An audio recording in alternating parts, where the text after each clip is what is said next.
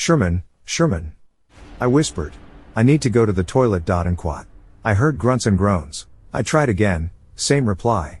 I knew this was pointless. While our fees and seniors in HTA always reminded us to go anywhere, especially to the toilets at night with our buddy, this time, I just had to do it myself. Sherman was a good buddy, but he was bad at waking up at nights. Our bunk was on the 4th floor and just 2 doors away from the toilet. I could make a quick dash without getting caught by the officers on night duty. So I opened the door and tiptoed towards the toilet quickly. The sensor-monitored lights flickered on as I entered and the fans roared to life.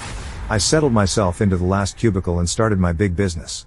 I heard some movements outside. First, it was near the shower stalls, then near the sinks, and it was getting nearer to my cubicle. Then nothing. I listened hard. Hello, who's that? I called out. I heard what I assumed to be the front toilet door opening. Hello? Why you never tell me you were here alone? I heard Sherman's voice. I sighed.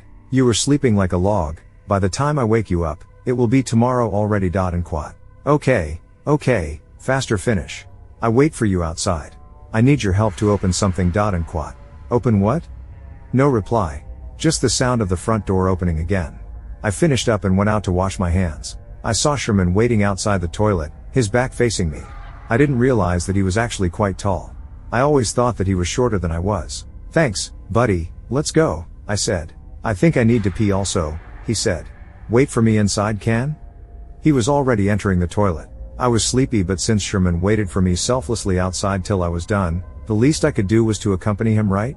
So I turned back to go after him when I caught a movement at the corner of my eye. I turned to look towards it and saw Sherman coming out of our bunk, rubbing his eyes. He saw me. Hey, where you go? Why never wake me up?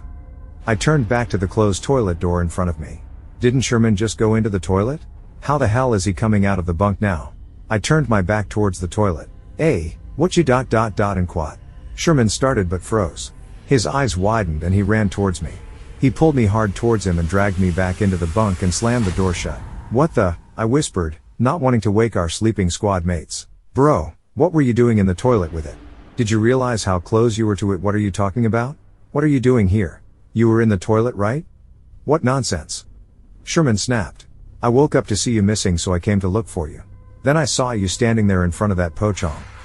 I was lost for words. I couldn't believe my ears. I explained to Sherman what happened in the toilet. He held my shoulders and said how lucky I am to be unharmed. He explained that the pochong Malay ghost that is the soul of a dead person trapped in its shroud. Known as kain kafan, the shroud is the prescribed length of cloth used in Muslim burials to wrap the body of the dead person. The dead body is covered in white fabric tied over the head, under the feet, and on the neck. According to traditional beliefs, the soul of a dead person will stay on the earth for 40 days after the death. When the ties aren't released after 40 days, the body is said to jump out from the grave to warn people that the soul needs the bonds to be released. After the ties are released, the soul will leave the earth and never show up anymore. Because of the tie under the feet, the ghost can't walk. This causes the pochong to hop. This explained why the other Sherman said that he needed my help to open something. The pochong must have been looking for someone to help untie it. And I must have been the only person around in the toilet. Thanks for listening. Don't forget to like and subscribe.